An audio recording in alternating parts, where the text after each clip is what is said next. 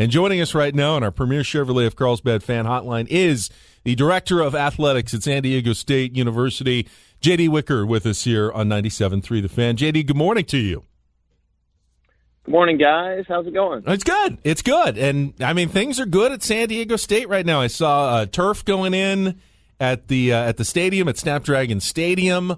The video boards are up. Did I hear like the sound system is working as well? I mean, you guys almost feel like you could host a game in a couple of weeks, and I know we're counting down to September 3rd, but we're getting psyched for Jimmy Buffett. You guys are getting close. Yes, we are all in on Jimmy Buffett as well. I heard you're a Parrot head as well. I am a Parrot head. It's been a while since I've been to a concert, but I did 10 concerts before I was 31 years old, and I haven't done one since, so I'm really excited for that. And yeah, the stadium's coming along beautifully. I'm hopeful that we can avoid causing any wrecks on the 8 or the 15 with the video boards being tested, and the sound system sounds amazing. And it's a sprint. I call it a freight train coming down the tracks at us. But come September 3rd, it's going to be an amazing experience for the San Diego community. As I was just explaining to the audience, JD, I know that you can't necessarily be 100% transparent right now with everything that you kind of have going in the works, and I get that it's a delicate situation. So I'm going to ask one direct question that I hope I can get 100% honest answer to here. Have you ever sung Margaritaville karaoke? I'm sure I have. I don't recall specifically, but I may not have sang it karaoke. I may have just sung it as we sat out on the grass at the Coca-Cola Amphitheater in Atlanta or any of the other spots. So, enjoyed a Jimmy Buffett concert. When Evil J.D. Wicker comes back from vacation, make sure that he sings Margaritaville karaoke, because I bet he'll do it for sure. Good luck finding tickets to that concert on the air. Yeah. All right, so that would be awesome. Just first of all, when I saw the news drive, I was playing around at golf with Woods yesterday, and I saw the alert on my phone. It was one of the more jaw-dropping stories, I think, from college sports, especially on the West Coast, in my lifetime. Did you have the same reaction yesterday?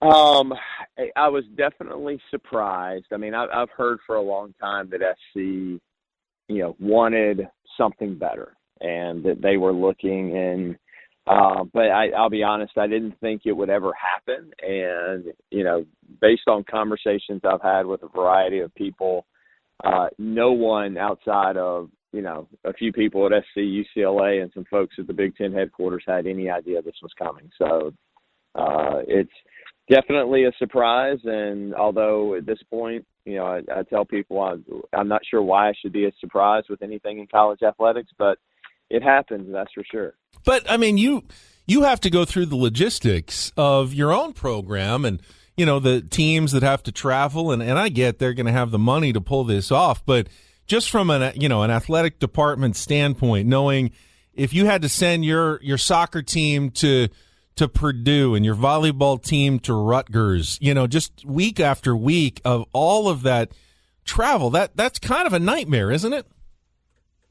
Yeah, and obviously we've studied a lot of things over the last couple of years, and to expect that amount of travel, every other week for your Olympic sports, because they play so many more games. Football, it's very manageable. Four road games for that, but everybody else, it's going to be 5 or 6 trips over a 2 to 3 month period. Every other week, 4 to 6 hours to get there, 4 to 6 hours to come home. If you're basketball and you have a Saturday, Tuesday, in East Lansing and Piscataway, you're going to stay there. So I'll be interested to see over time how it impacts their Olympic sports, especially UCLA, who calls themselves, the School of Champions or whatever, if, it negatively impacts their ability to recruit because kids don't want to be on the road that much. Talking to Sdsu Athletic Director J.D. Wicker. So everyone here just wants to know, so what does this mean to San Diego State? And you may not know exactly what the answer is right now. I know the Mountain West has been, a good partner to the Aztecs for quite a while now, but we've also seen that conference. We've seen other teams kind of come and go, and a changing structure, and I can't imagine that it's not something that you haven't looked at over the years and are looking at right now. What's the best spot for your athletic programs? I think first and foremost, and we've said this since, Jim Sturt got here and then, I followed, is we want to position ourselves to be, in the best position going forward of whatever the next iteration of the NCAA is going to be, conference realignment, and obviously we're doing that. We're investing in a football stadium at $310 million. Our football team has been, wildly successful, 7-2 against the Pac-12 since 2016. We had a Final Four basketball team back in 2019, 2020, and we're going to be really loaded this year. And then across all of our other sports, I think all told, we've won 55 conference championships in the last 10 years. So we're very competitive. Academic institution is on the rise, especially with Mission Valley coming. We should be a Research One institution here before long. So all of those pieces are important. And then you add in the factor that, now that USC and UCLA are gone to the Big Ten, we are the Southern California institution that's out there. So whether that's, whatever that may be, it's the Mountain West Conference going out and adding teams that, may have an interest based on how other movement happens, or, is it somebody wanting, is it the Pac-12 wanting to keep a Southern California presence, which would seemingly make sense, or maybe the Big 12 wants to get into Southern California. So we've certainly got we'll look at all of our options, and we're going to do what's best for our student athletes and our fans and alumni. Is it a factor that a couple of your programs are already in the Pac-12 or Pac Conference in sports? What is it? Women's soccer, lacrosse. You have teams that already compete against some of those Pac-12 schools. Yeah, I mean, men's soccer and women's lacrosse starts in the Pac-12 in the next couple of years. So yeah, I mean, I think that's important. They know who we are. So yes, that's definitely a benefit for us. And we're West Coast based again, and academically, that's a big thing for the Pac-12. What your academics are. And we're a school that's on the rise. I mean, we're kind of held back by the state of California and some arcane rules and laws that were passed back in the 60s that don't allow us to do some things that the UC does. But, we're fighting to change that so, San Diego State can become truly the academic institution that we want to become.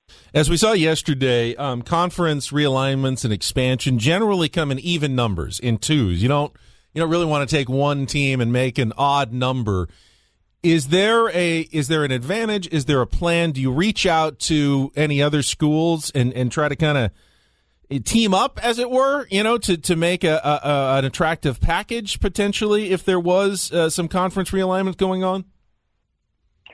I think one thing that changed with the NCAA recently is they did away with the rule for conference championship games in football. It used to be you had to have two divisions and you had to take the division winner from each side to play in the championship game. They changed that rule to say basically everybody can, play in one division and then you take the top two teams. So the need to have even numbers has kind of gone away a little bit. Now you can have 11 teams in one division, play however many conference games you want to play, and then you take your top two teams. So, even kind of been the thing that's, always worked before, but now that we don't need to have two divisions, even is not necessarily a thing. So I think it's, taking whatever's the best fit and what's going to help you, grow your conference the best that you can and, maximize your television revenue and other elements.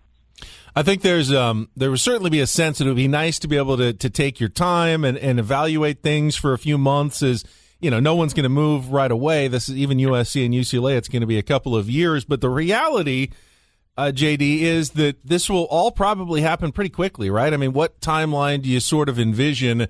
The Pac-12 is going to have to make some decisions. The schools inside that Pac-12 may be making decisions. Other conferences are certainly evaluating how it's going to affect them and if they need to change membership. What is the timeline in your mind of how all of this is going to fall out? Are we talking months, days, weeks, hours? I mean, what is it looking like? I think that's a little hard to pinpoint. Obviously, everyone is, in the Pac-12 right now is scrambling to try to understand, what the future is and, where their landing spot is. And is the Pac-12 the right place to be? Is it, talking to other institutions? I think it'll move, fairly quickly. One of the elements that's important for the Pac-12 is their television rights are, currently kind of up and being negotiated. So they need to know who they're going to be so that they can, maximize those rights with a TV partner.